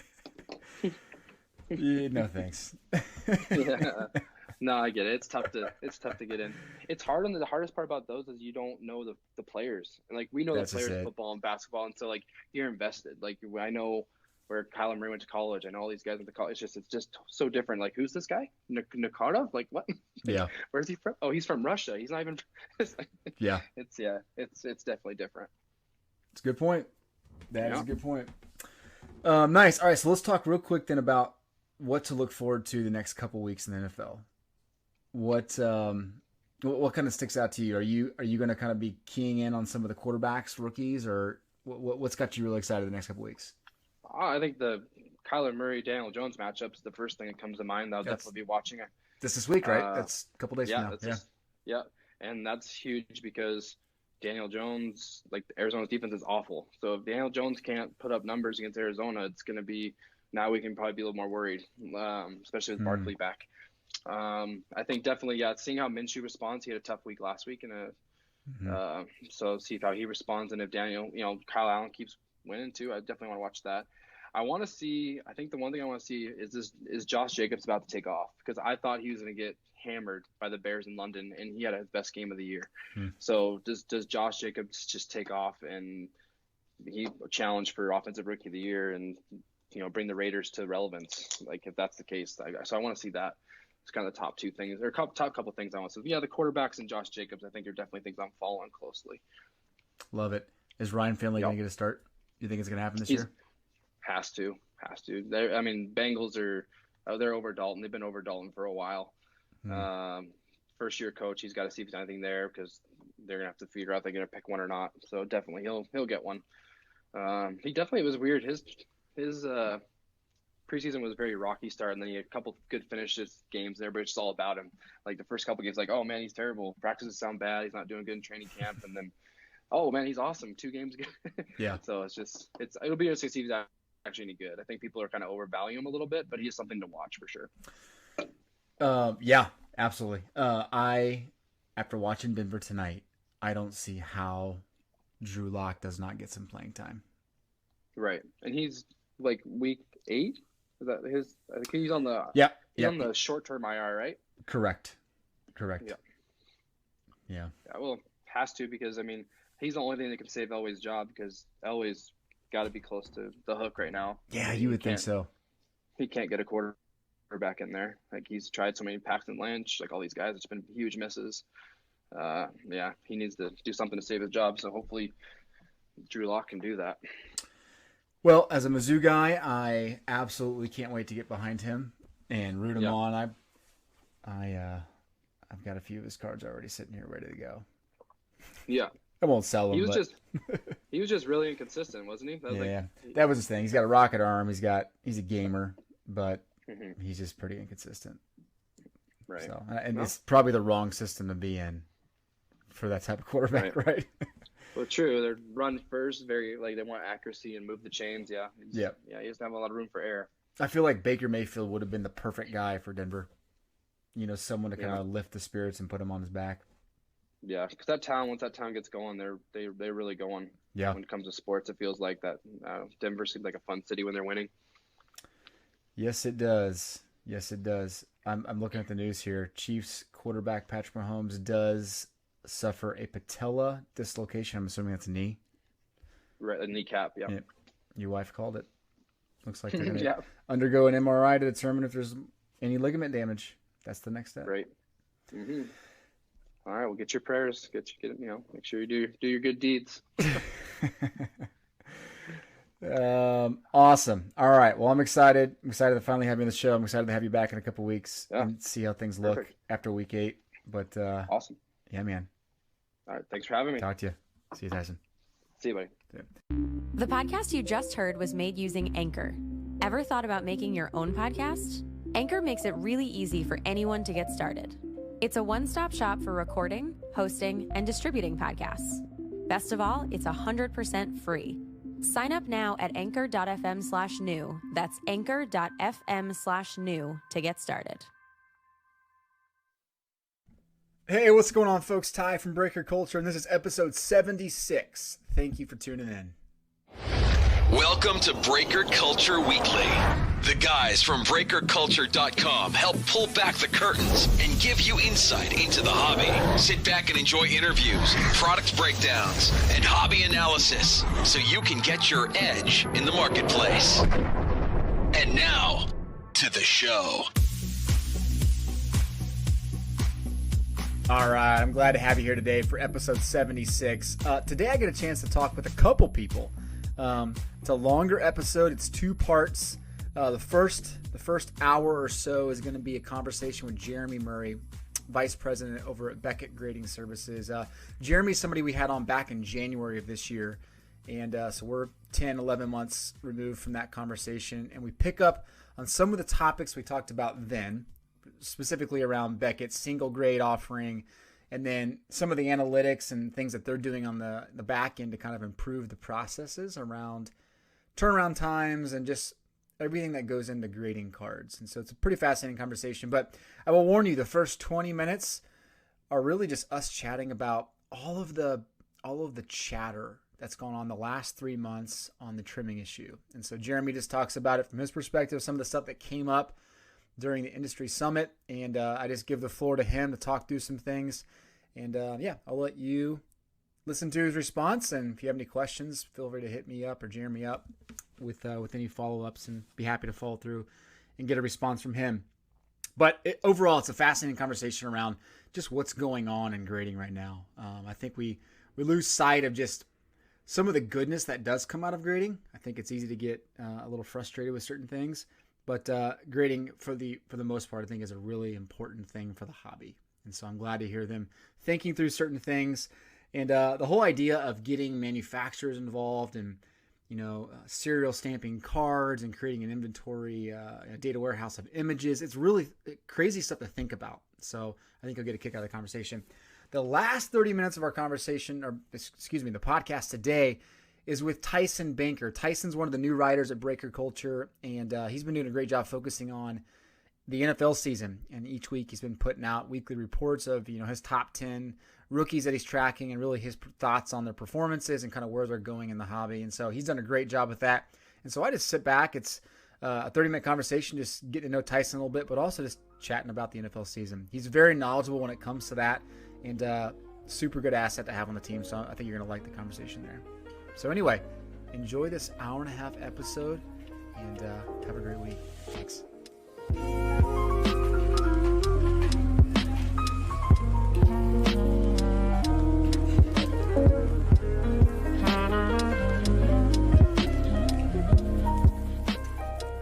Jeremy, how you doing? I'm good, Tyler. How are you? I'm doing well. Thanks for squeezing me into your Friday schedule. My goodness. Oh my gosh, I'm excited to. It seems like it's been a while since we talked, so I'm glad that you had me back on. I wasn't banned from the podcast. Which is nice. You're still one of the most listened to episodes. It was a great episode. Yeah, and it's growing considerably. Very good. I'm curious to know how it's going in Dallas right now. What's the emotion like as a Cowboys fan? Oh my goodness, it is. The sky is falling whenever there's a loss, especially a dramatic one like the Jets last week. But when you're destroying Miami, the Super Bowl is already in the horizon. The parade is being planned. But yeah, it's interesting now. It is. It's one of those things that if you're a Cowboy fan and they win, then you love listening to the sports talk radio, and if you don't, then it's a sad day. So it'll be interesting on Monday morning how it goes with the Sunday night game with Philly, the right? NFC East rival. Yeah, no kidding. I mean, it's got to be tough though, carrying the burden of America's team. Every single day you get up, do you feel that? Yeah, and I think so. And I think the pressure with all these guys. I mean, you have Zeke Elliott hold out and for the entire training camp, and you give him that massive, ridiculous contract, and you start out 3-0, and then you lose 3, and one of those losses to the Jets. Yeah, you're gonna feel it. And again, Jason Garrett, I have no clue how he's doing or how he's keeping his job, but he is for the time being. So we'll see. Well, the good news is you got the Dallas Mavericks starting next week. So if it goes south, we do. My goodness, I'm excited. A lot of excitement there. That's where the buzz is. The Dallas Stars have started off very poorly after again, and they expected to do well, and it's not starting off well there. So, hey, we're going to grasp onto the Mavericks now. We've got FC Dallas soccer playoffs start this weekend. So, hey, look at that. Look what we've got going. This to me, like this period from here until March Madness is the best period of sports. Yeah. Baseball playoffs, NBA, everything, college basketball. I love it. My wife and I talked the other day, is you hit October and you immediately expect the temperatures to fall, and it falls into fall, and football's on, and the playoffs are going, and NBA starting. So, man, October's the best month because it is starting to ramp up to some real good times, especially in Texas when it's 100 degrees here for 3 months in a row, and then it's cool now. So you've got sports on, and you've got some things like that going on. So yeah, it's a good time of the year, really good time of the year. For sure. So I'm curious, are you a casual Sunday football fan? Or are you the type of guy that just kind of sets aside the afternoon and just chills? Oh man, my kids do not allow me to chill at all. So I got a 3-year-old and a 5-year-old that are constantly moving and going. There's always something going on. But I am constantly have my phone checking fantasy.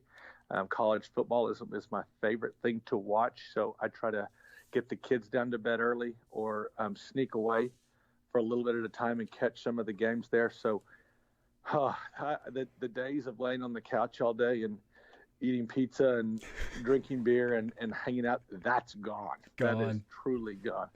Sad. It's so sad. I love it. It is so sad. So sad that those kids have slowed down my football watching abilities. How dare them? How dare they? I just a little bit ago, I had an interview with Emily over at Tops. Emily Clash, she's the new communications manager. She was telling me about all this not new, but they have the apps for like Tops Huddle and Tops Bunt and Kick. Yeah. I didn't realize all that stuff like on the fantasy world with cards existed. Yeah. Did your kids do any of that stuff, or do you do any of that stuff? I do not. It is something, again, maybe I'm an old man that I'm not into that stuff, but it's crazy when people bring that up and say, hey, what about this? What about this? And we have kids running around our neighborhood that are constantly asking me about, because they know that I work in the sports card industry, and asking me about all sorts of this crazy stuff. It's like, man, I'm sorry, I don't know what you're talking about with that stuff. But again, it's with the guys that are doing that, they know the market and they know what's coming. With the digital side of things and what the quote unquote kids are into now. So who knows? The entire hobby and industry may switch real quick. Yeah, I think it's happening, right? I think we're starting to see the new generations coming in and they're placing their stamp on it, which I like. It's fun. Yeah. Good mix. Yeah, I agree. But man, can you believe it was January we had you on last, and back in January you and I were discussing the state of the hobby, and I think it's safe to say it was not hard to predict that the hobby would continue growing the way it has. But did you think it would grow this fast? I mean, because I think even now it's like, are you serious? Is this really happening in the hobby? Yeah. Do you still feel like that? I agree completely. And when we have our monthly meetings and things like that, and we see kind of how the progress is going, it's the same thing. It rolled into Chicago at the National with a record-breaking Chicago with the attendance and the lines and just the buzz there. And what was cool about that, and I talked about it recently at the industry summit in Vegas, is there's a lot of new blood in the industry that wasn't there before. The big talk was like Gary Vee being at the National this year, and getting really involved with this side of the business and how much money is here and how the investment side is there. And that's been really exciting for that with these new guys coming in. Guys like at StockX, a website, if you haven't checked out, that originally were created to do grading and selling and buying of shoes. They're now involved in the sports collectibles world.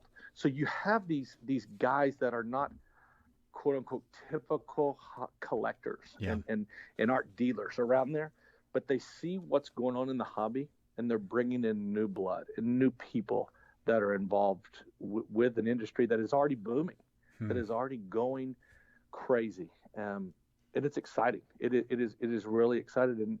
And we talked about it briefly in January. When does it stop? I thought it was going to stop years ago, and it hasn't. It just kept going. More and more products come out, and we talked about kind of what's driving that. And it's a lot of things. It's the economy. It's the rookie classes and things like that. So it's exciting. It's exciting what's out there. I can't sing. Exciting what's coming. Triple threads, triple team tiered. Good luck. Especially through the holidays. Brand new dudes, possibly. Carl M. With some big shows. What's up, Carl? Thanks for choosing Top no Shelf doubt. Breaks. I mean, I can't help it. Good It's luck. a question, but did you take a selfie with Gary Vee? Please tell me you did. I'm going to tell you right now, I did not, and I kind of regret that, and I'll tell you what I regret. I was Don't recording regret the showdown at the end of Sunday, Okay. and I was walking down. It was me and a guy walking towards me, and I was doing something, whatever. And I looked down, it was Gary Vee. I should have just said, "Hey, man, I'd like to introduce myself. Appreciate what you're doing. Take a picture." But I didn't. He was working on something, doing something. But I'm going to tell you this: every person that I came in contact with there were showing pictures. Hey, check out what I saw. And guys were interviewing with our Fat Packs podcast and doing interviews and things like that. So it was great, but I will tell you, I missed my opportunity to do it. But he was doing his own thing. Thank you for being one of the few, the proud, who did not take a selfie with Gary Vee. I'm one of those few and proud too. Brand new dudes, possibly. Carl M. Please, What's up, Carl? Thanks for choosing Top Shelf Breaks. But I think that Good luck. It's good for him and for kind of what I guess quote unquote his stock that's out there, and he's doing good things for the industry, and he's done good things for a lot of people, and I think people like to hear him. So it's good. I'm proud of it, but I guess I am one of the few that did not take the picture. Yeah, for sure. I definitely agree with you. I think it's a great thing for the hobby. Publicity is great, right? Period. But it was funny. I remember swinging by the booth at one point, and I mean, there's like 40 people around. 10 of them are taking selfies at the same time, and then he pulls out his phone, Gary Vee, starts doing like a live Instagram feed. Yeah. And I'm not usually like this, but I'm like, man, can I peek my head in there? Can I be a part of this? I'm like, what's going on with me? I got to get out of this. He's a pro. I mean, he is a pro at it. And at a drop of a hat, I think that he can turn it on and really bring the heat, which is good. So I don't even truly, the whirlwind of the National is, I don't even know if I knew where his booth was or anything like that, or if I got too close to it, it was just packed and I just kept cruising. I don't know. You follow the sound of Twitter chimes and Instagram chimes. That's it. That'll take you there. That's probably it. Yeah. Yeah. Nice. No, but it's good. Yeah, the StockX stuff is interesting. I've been kind of monitoring that a little bit. That'll be fascinating to see how that evolves, because that type of piece of the market is pretty ripe for the taking, I feel like. Yeah. But I talked to the guys at a kind of a Q&A session that we had in Vegas a couple weeks ago, and I said how this industry is sort of, since I've been in here, I've been with Beckett 19 years this year, and so how kind of with the industry summit, it was all brick and mortar type stores, and then it broke away, and then the breakers come in, and the online retailers and things like that. I said, guys, I think you've got a whole new group of people that are just chomping at the bit to be in this room and to learn from you guys, and you to learn from them, and sort of go to a different level that this hobby and industry has never gone to before. And I think with your interview with Emily before is they're heading that way. Tops is heading that way, and so I think it's just a matter of time before we're sitting here talking next year and say, can you believe this and this and this and this? And it's like, yeah, it's not going to surprise me. Yeah, for sure. Well, I think one of the points of the conversation today is kind of put some of the collectors that, obviously there's lots of collectors that could not make the industry summit because it's geared towards, the upper echelon, if you will. I would love to kind of talk about some of the trends and topics that you were talking about at Industry Summit that, you had to answer because you were on a panel, right? You were up there. Yeah. What were you kind of seeing? What were the questions geared around when you were up there answering questions that last day? yeah. So the last day, and I said this the first thing when this question was brought up. I said, I can't believe it took to the last day for this to be brought up. And it's the topic that's probably the hottest of the industry, are the message boards that are going, the blowout message boards about the hobby, about how cards are being graded, altered cards are being graded, and how some of the there's conspiracies out there where the preferential treatment inside guys and things like that. And so I was glad and I was happy to be up there and able to answer some of these questions directly from dealers that had these concerns. And I'm somebody from day one. I said, I'm not going to hide behind anything. I don't think our guys have done anything wrong on purpose. And so I'm free to address any questions or concerns that you have. But the only thing that I ask is that you listen to me with an open mind, and don't take everything that I'm saying as that's not true, or he's trying to hide something or this or that. It's like, if you listen to me, I'm going to tell you the truth. And so it's been nice. I've had a couple of dealers and people approach me and say, tell me what's going on. And I said, I'm going to tell you the story. I'm your inside guy. I'm telling you the exact true facts of what happened behind closed doors. So if you believe me, great, because you're getting the truth. The people that say, I know for a fact this, I know for a fact this, you don't know for a fact. And so I'll rewind just a bit. I don't go to message boards. I don't get involved with these chat groups. I don't do that.